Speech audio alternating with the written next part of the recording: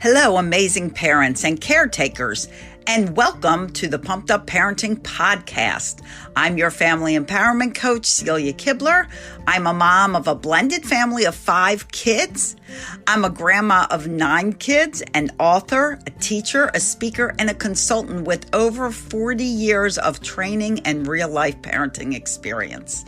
I'm here to offer you practical, doable tips, strategies, and techniques that will pump up your parenting skills and create peace, love, and laughter throughout your family. In addition, I'll be interviewing some great humans that are on a mission to make your life a better, happier, and healthier life. So let's not waste any time and get started with the next episode of the Pumped Up Parenting Podcast. Thanks for listening. Hi, everyone, and welcome to another episode of the Pumped Up Parenting Podcast.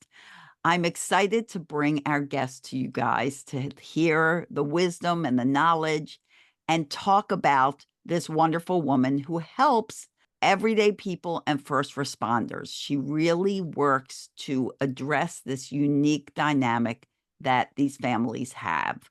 So I'm going to introduce you to Dr. Bianca Ramos Del Rio, and we're going to call her Dr. B, so we don't have to say that big, long name. And she is the owner of the Conversation Location, which is a group therapy practice, and the founder of the Faith Works Stable Foundation, her nonprofit. So, Dr. B, welcome to the Pumped Up Parenting Podcast. Thank you, Celia. I appreciate it to have me. I'm excited to have you. So, if you would first tell our listeners how they can reach out to you, because not everybody can stay on board the whole time, and also if you would kindly just kind of let everyone know how you got into this niche, however you say that, of the first responders and these people that, live with that kind of life. So for everyone who would want to get in touch with us for counseling services and or equine assisted therapy, they can always go ahead and give us a call. We're located in Fayetteville, North Carolina, close to Fort Liberty, which was the old Fort Bragg Army installation. And they can call 910-853-0009. And how did I get to this population? So I have a history. I was a military wife back in 2004 to 2012 was kind of like the most exciting time, I want to say, too, in the lifestyle. There was a lot of traveling. There was a lot of getting to know the military lifestyle within itself.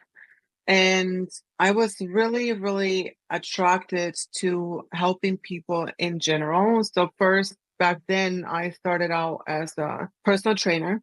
And I helped military families and veterans then, just in that aspect. And then I went to school.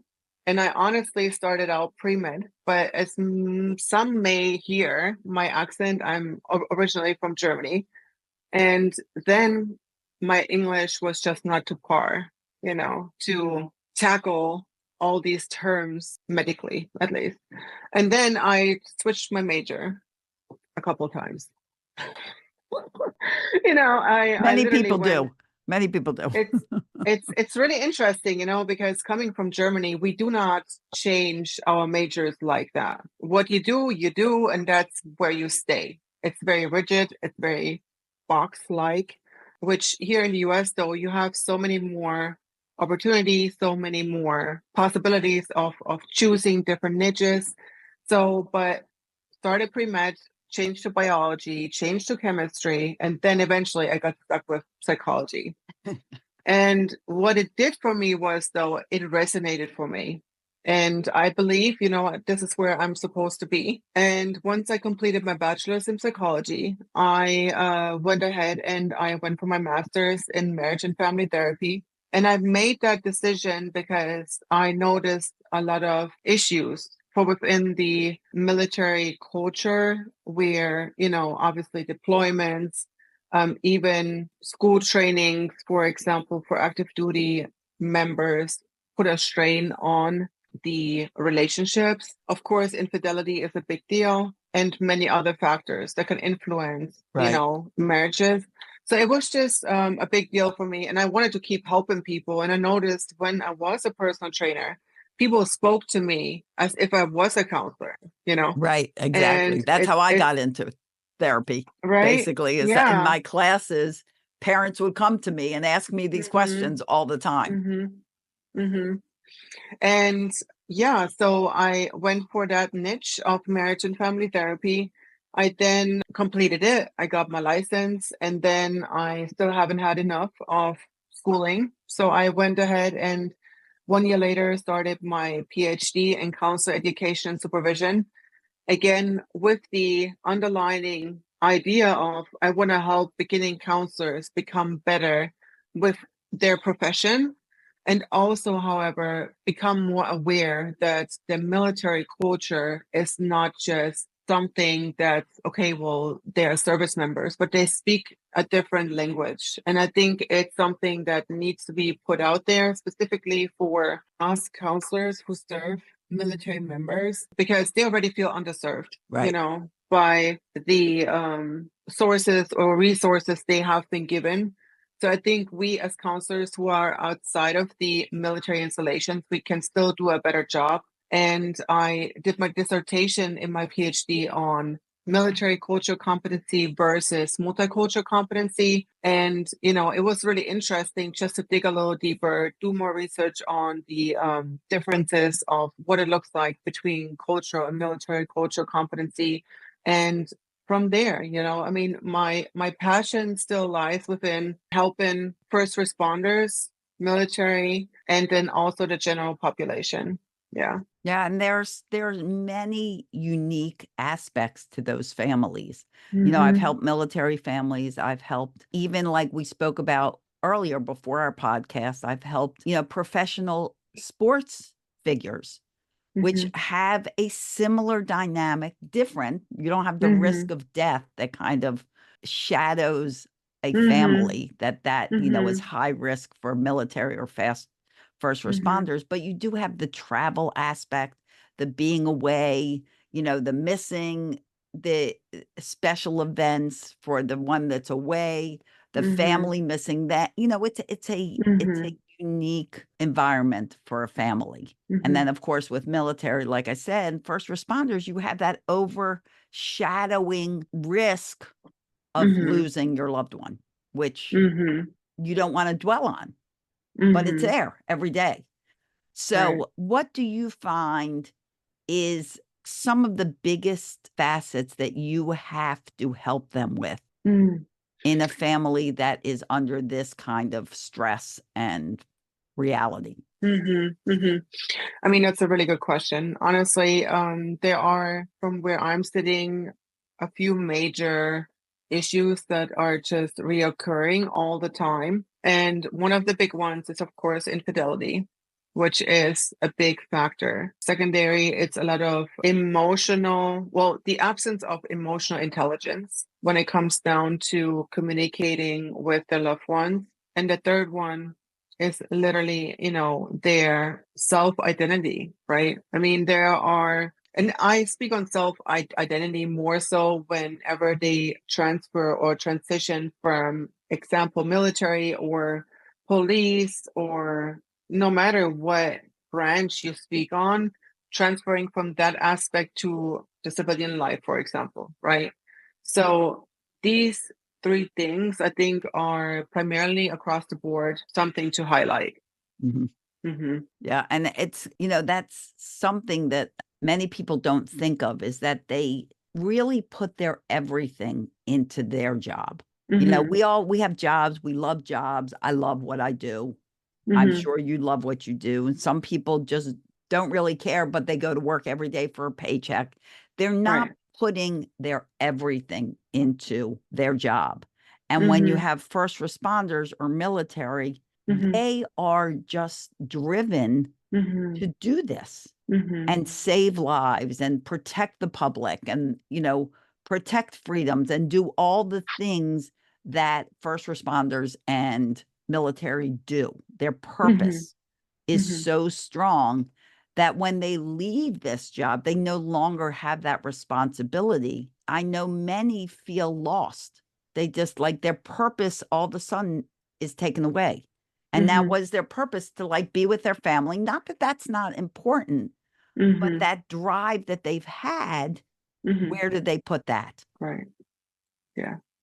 So how do you help a family reunite? How do you help them realize that their family is important and there are other things where they can apply this purpose of theirs, this passion, to get them back on track with a more normal, if you want to say, lifestyle? So, you know, I mean, there's obviously so many different approaches one can go with in family therapy, for example, you know, because I mean, we have so many different theories that describe of what the problem is, describe of what the interventions are, you know, and again, many different ways lead to Rome. Yes. But I mean, you know, every counselor identifies themselves with the approach that they see fits best. And I'm very eclectic, I have to say. I mean, I'm not stuck on one. It Yeah, it me has to neither. fit, right? It Has to has to fit fit. them more than fit me. Exactly, exactly. And primarily, though, I find myself using a lot of Imago. Find myself using a lot of Gottman because it's very much based up on communication with each other and also getting to know each other again situations, right? Right. And even though for younger couples, it's more this getting used to the military or The service life. lifestyle, right? Getting used to this PCS situation for the military, you know, where they have to move every 3 to 4 years to a new duty station, right? Then if they would move overseas, you look at the issue of being around their families, which is an additional factor. But all of these factors still call for togetherness, still call for leaning on each other, right? But I have to also tell you, though, it is very difficult to sometimes navigate that with the couples because, again, the person who is in the service, that they are emotionally sometimes very, I don't want to call it disabled. That's not a good word, maybe, right? But it could be that, though, because if you think about it, emotions do not serve any service member anywhere when they are across, you know, In the thick of overseas, it. Right. in the thick of it, right? And they have to think logically, they have to think rationally, they have to think in the moment, and emotions And are they not have going to to help act you. fast. They don't have Exactly. time to like feel Mm-hmm. badly for the Mm-hmm. people. They have to Right. help the people. Right. And then at the same time, they are being drilled, you know, on the extremes often, depending upon, of course, within the military or Air Force or Navy or whatever the case may be, there's always this worst case scenario. Then you have this step up of special teams, right? Which is then again a level up to where you have to function differently than you would ever function in a private setting, right? And this is the truth too for police, for example, where they have SWAT teams. You know, I mean, there is so many level ups where your emotions are just not on the forefront. Depending upon how long you have been doing that job, you know, I mean, your levels or base levels of adrenaline are already so different that where you often seek some sort of high, right, to feel like that if you don't get it anymore. And Right. then, you know, possibly they substitute it with something else where, for example, then in a relationship, porn abuse comes up because anything that increases some sort of arousal can be Right. substituted with something, right? Gets the dopamine going and right. Mm-hmm. So Becomes its I own see it little a lot. addiction like their job was. Exactly. So people usually go to the next easiest and best thing, which can be, for example, pornography. It can be drugs, you Right. know, Some and kind of it substance can, abuse. exactly, right. So that's then an additional factor we have to battle as therapists to help our couples, right? But at that point, I'm, you know, usually the one who says too, if I notice that there is so much more going on the back end for individuals within couple sessions. I'm like, listen, it may be a good idea to also see somebody individually, because there is so much going on for you where, yes, it's bleeding into your relationship, but to also help yourself and become a better version of yourself as you grow, right? You want to seek the help also individually to work out your side so you can be a better version and just better for your relationship, right? And you come into the relationship functional instead of dysfunctional. Exactly. Right. Yeah.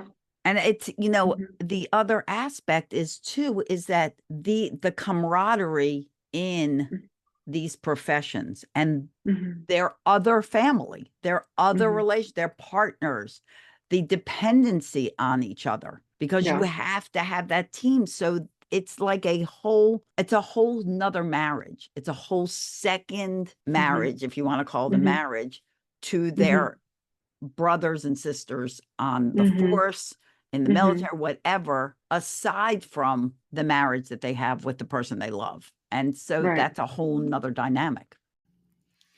Hi, this is Celia, your host and family and relationship empowerment coach, and mom and grandma, here to take a break from this podcast to give you a special opportunity.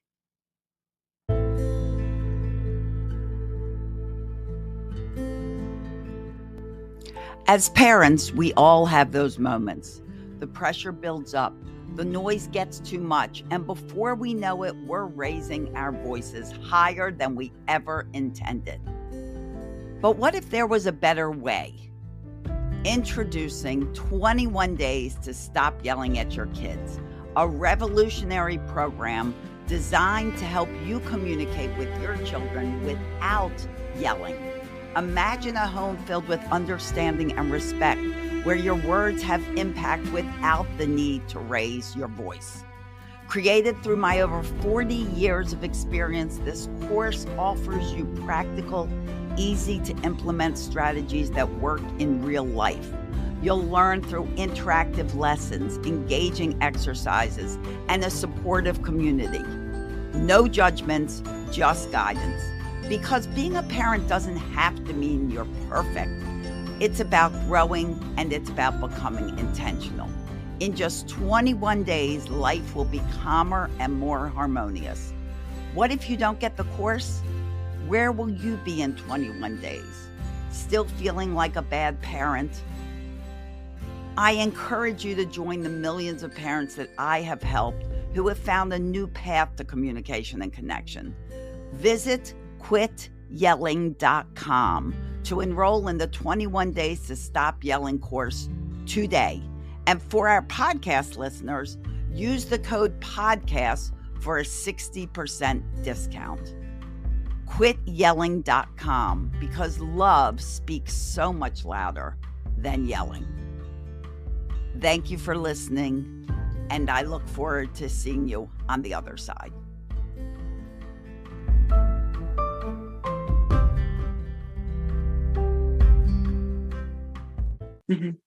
And, it's often a very hard to navigate situation because, for many, what I have noticed is that they put their job over their marriage, right? And in one way or another, it is understandable, right? Because if they are somewhere and again, they're in the thick of it, as you named it earlier, right? They have to count on their team, for example, on their battle buddies to help them and protect their back, right? Keep their They have to depend on them, right? So, and it is again, about often life and death when it comes down to that. Exactly. Which puts you in a totally different scenario than the marriage realm, right? So when you are in a marriage, yes, you're counting on your partner, that your partner has your back, there is transparency, honesty, comfortability, all these things, but there's a big difference. So when we look at these two different things, I'm just saying from an understanding aspect, it can be something I'm sure that can be understood. But when you are in the marriage with that person who feels possibly the struggle, right? Having to almost have themselves of being present in both and then having issues navigating that. The person who possibly feels like almost like an add-on, right, has a Right. hard time dealing with that because they Right. also have needs. And that there's so much difficulty for the person at home Hmm. because the person, it is not dissimilar to somebody who you hear about, these people that have second families. Hmm. They have this family and then they find out that they had a whole nother family. And you're like, how did I not know? But this Hmm. is, they have a whole nother family.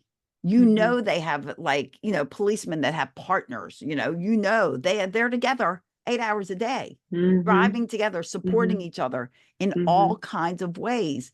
And you have to separate that from your relationship with your spouse or Hmm. partner, knowing Hmm. that, ours is a different type of relationship and you have to trust in that. And that's not always easy.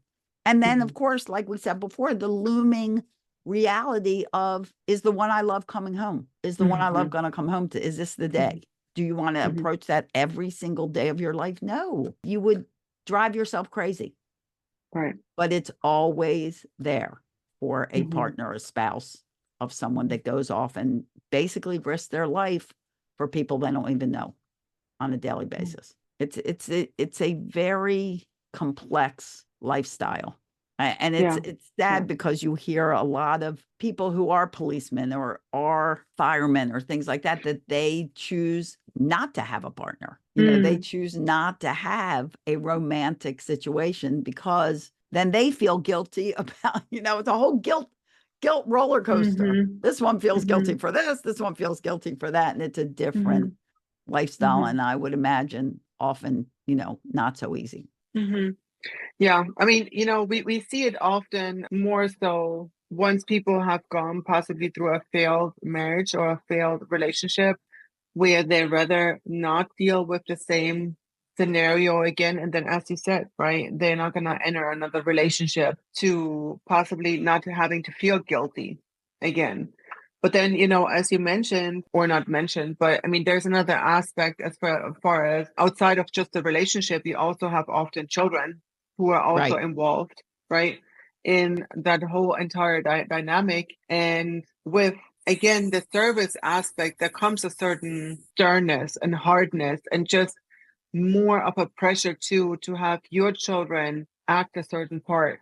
I mean, there's so much pressure that comes with being a daughter, a son to a police officer, to a military service member, to a firefighter, to a EMS person, right? Because they see and are constantly in the midst of everything, witness so and so many bad things. They would not want their children to end up in situations like that.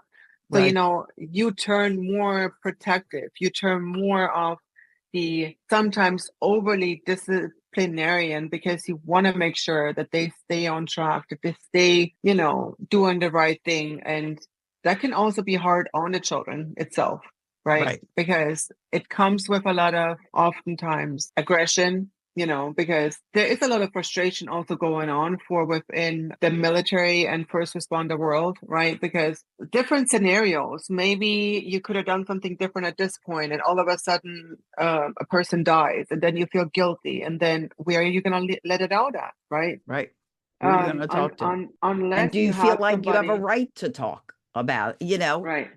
do you Mm-hmm. have a right to complain? Do you, you Mm-hmm. get through all that. And the other Mm-hmm. thing with children is Mm-hmm. children thrive on predictability. They thrive on Mm-hmm. routine. They thrive on schedules. They thrive on all that. Mm-hmm. And now they're in a family where there is not predictability. You don't know what's Right. happening from one day to the next. Very unpredictable. Their schedules, their Mm-hmm. days, their, Mm-hmm. they have a band recital. Can mommy come? Mm-hmm. Can daddy come? And they sit there and Mm-hmm. all their other friends have their parents there and Mm-hmm. they don't. And it's a lot of grown-up stuff Mm-hmm. that those little underdeveloped brains don't even have the capacity to understand. Right. Right. Right. Yes. There's a lot of pressure that goes on. There's a lot of non-understanding that goes on because a children's mind, as you also mentioned, right, they have a different perception, a different reality from what we perceive, from what we understand reality to be. And we usually have only the best intention, right?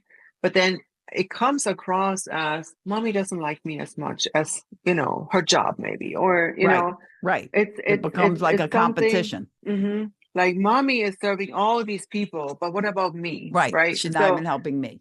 Exactly. right. And it's really important too. And I mean, I guess this is like also something for a later note to make it again is we have to make sure that we communicate also with our children. We have to communicate with them in the aspect of understanding that what we do oftentimes can take away time from them, having to not wait for them to come to us, but actually approach them and just bring it up, bring Right. it into a conversation, which can help them express themselves because, we are the adults. We have We have more. more understanding.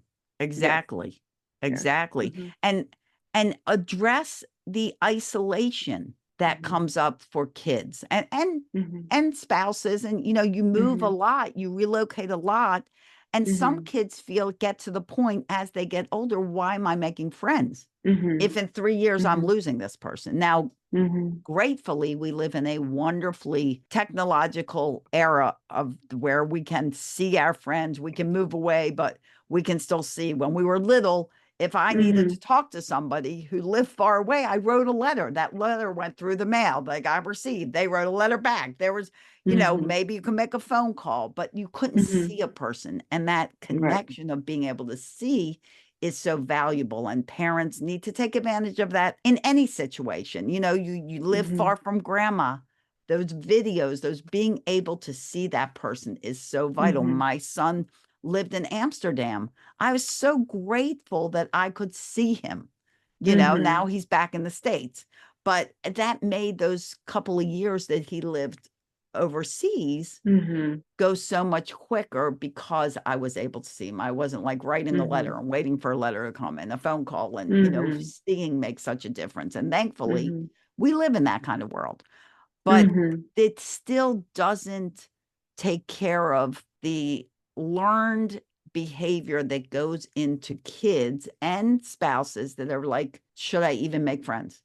Should I even Hmm. make that kind of a tie to somebody if in 3 years we're finding a whole new place to live? And that's Hmm. hard. It's a hard Hmm. isolation. So, I mean, sometimes what can help too is like explain it as a season because, as an individual, and anybody may feel different, but thinking about as an adult, you only have so much time in your life that you can actually spend with family, with friends.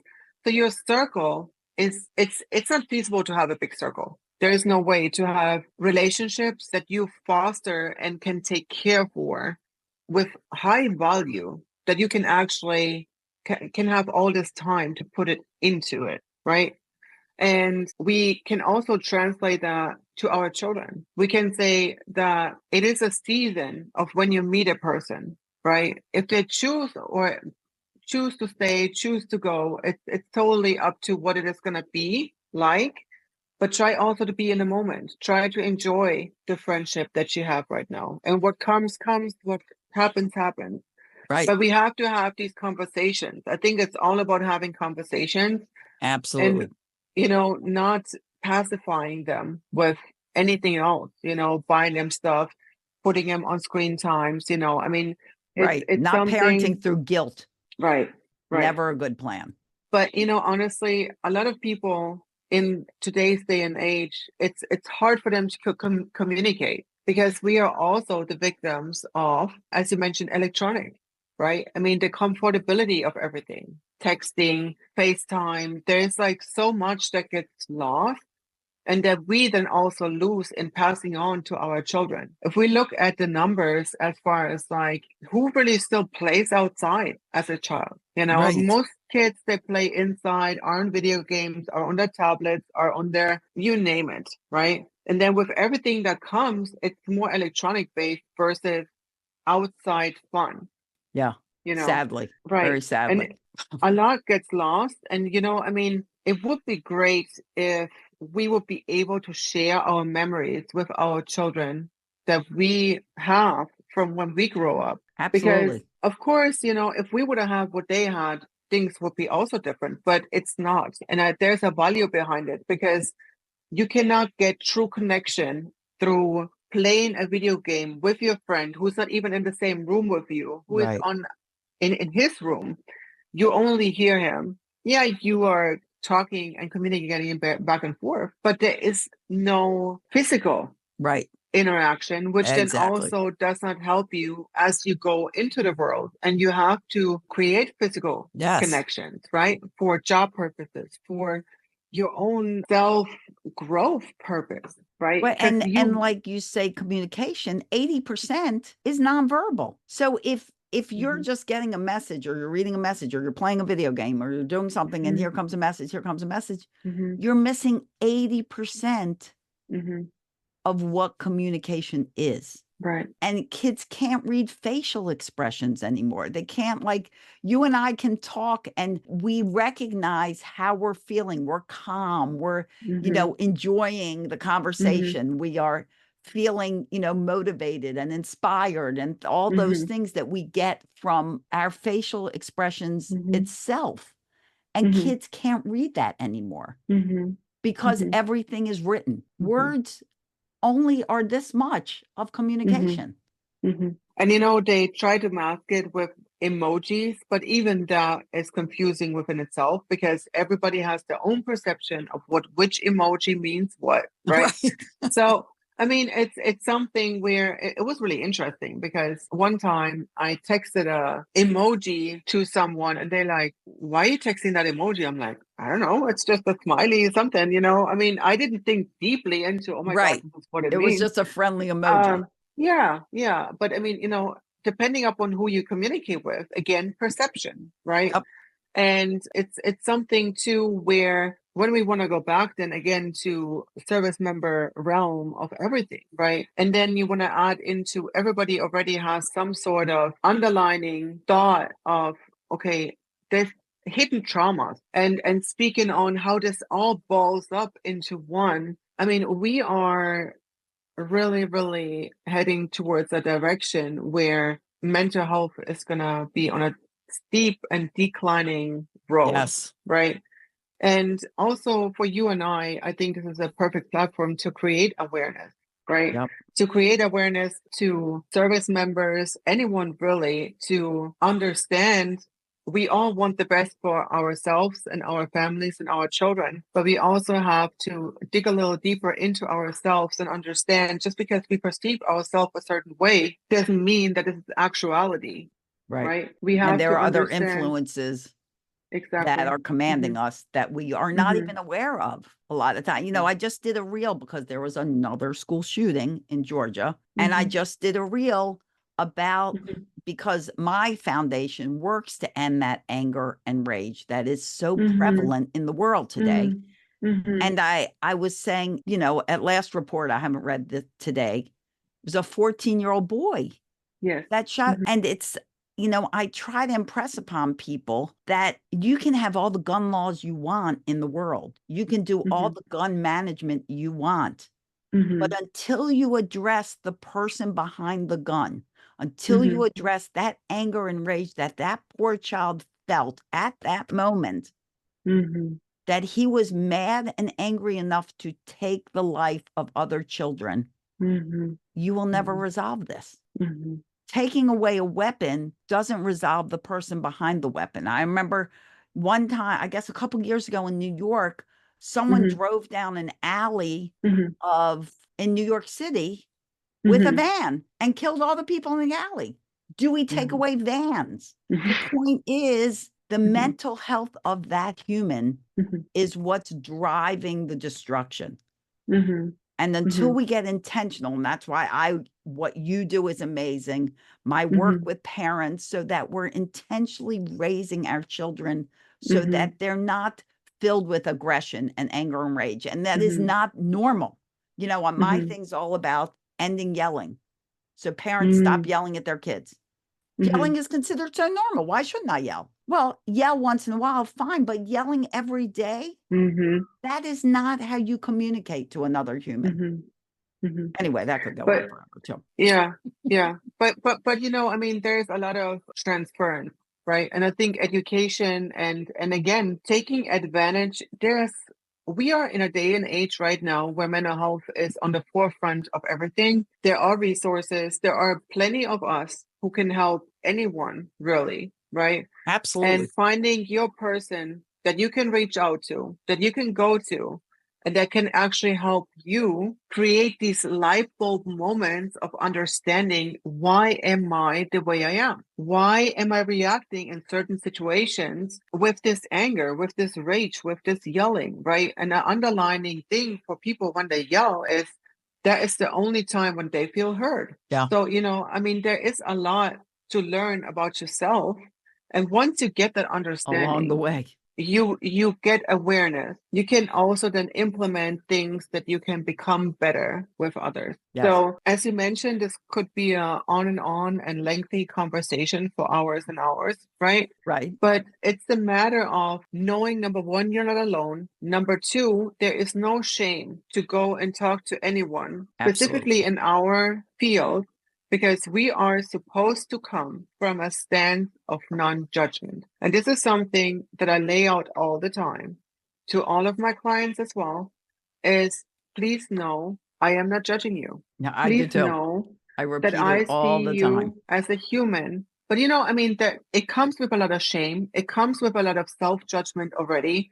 So it's Exactly. easy, right? It's easy to think I cannot share this and that with that person. Oh my God, they're gonna judge me. Right. Whoever is gonna listen to this, and may it be first responders too, because they have a different set of underlining thoughts of, number one, for men primarily, it's more of like an ego thing, right? It's like, I don't need no help. I got this all under control. Or it's like, I don't know if I can trust that person, which trust is a big thing. deal. This is like something that often comes up when I also have service members on my couch. They're like, everything I'm saying here is going to be held confidential, right? First question sometimes. And I'm like, yes. Obviously, there are exceptions to the rule. Harm to self, harm to others makes us mandated reporters. But outside of that, I mean, you're good to go. Right. But again, there cannot be enough promotion. We promote medication all the time. Why are we not promoting mental health more? It's my question, right? I know. And it's so important. Yeah. And you just create more generations that are going down that same road. I heard the other day on a different podcast saying that there is a 7 generational transference in each one of us. Can you imagine? You impact 7 generations. So I think we have to really look at ourselves and understand the impact that we have of who we are today on our children, but also on others, because how we act and react towards other people also can leave a long-lasting positive or negative impact. Right? Absolutely. Self-awareness, mindfulness, we really, really have to get better. Yeah, absolutely. Like my intention with Anger and Rage in the Day of Calm Foundation is for people to realize, some people will say, was it just for parents? Well, no, it's for everybody, because everybody is a role model to a child, not just parents, not just teachers. Celebrities, people walking down the street, them seeing whatever these behaviors are, they are learning. Their brain is growing from negative and positive. And so if we're all role models to the next generation, we have to be more intentional. We have to not take this power for granted. Well, Dr. B, this is such a good conversation. And as we said, we could probably keep going for 3 more hours. I know. And I really enjoyed talking to you. And you said so much already. You even gave them three action steps. But I always ask my guests for one more tip. So can you dive in all your brilliance and give them one more piece of advice before we say goodbye, as well as once again mention how they can contact you? Yeah. So I think one of the things that I really want to put out there, as it is more and more relevant or up on the forefront for people who sit on my couch, is I want you guys to think about, and this is going to be big, whenever you have said it in the past and you will say it in the future, think about it. You make me feel, you make me do, right? You try to understand it's not a thing.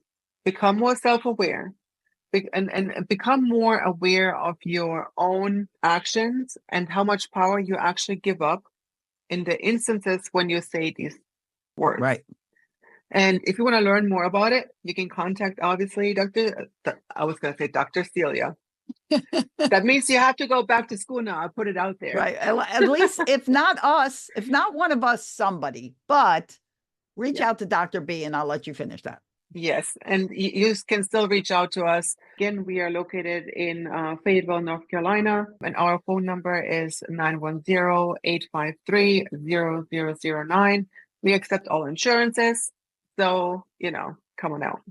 And like you said earlier, it is a sign of strength. It is not a sign of weakness to reach out and to ask for help. Why is it a sign of strength? Because you have realized that you can be the best person you can be, that we live a very short life. None of us are getting out of here alive. So you really need to make your life the best it can be. And if you need some wisdom along the way, which is what it is, which is what insight is wisdom, then go for it. Help your kids, help yourself.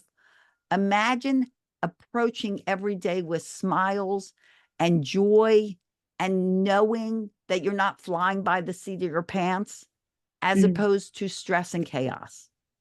There is a better way. And if you're having a hard time, please reach out to Dr. B, reach out to me, reach out to whoever you connect with.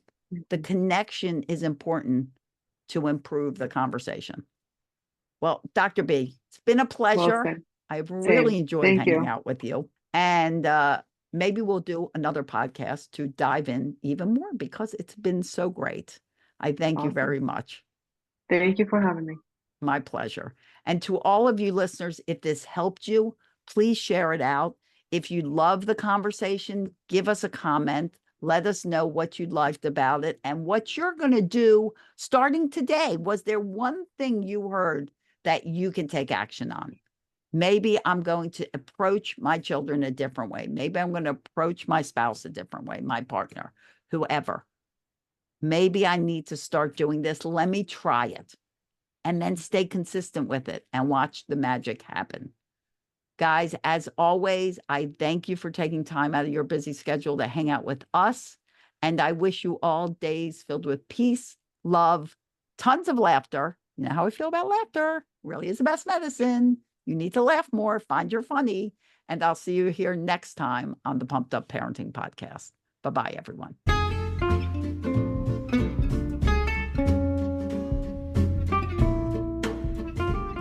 Thank you for listening to the Pumped Up Parenting Podcast. If this episode was helpful to you, please share it with a friend and leave us a review that will help others. Wonder why kids don't come with a manual? Well, wonder no more, because I wrote you one, and it's just won a wonderful Mom's Choice Award. Go to celiasbooks.com and buy your copy of Raising Happy Toddlers, as well as my children's books. I appreciate you being part of my mission to help 10 million parents stop yelling at their kids. Please be intentional and hug on those kids of yours. See you at the next episode.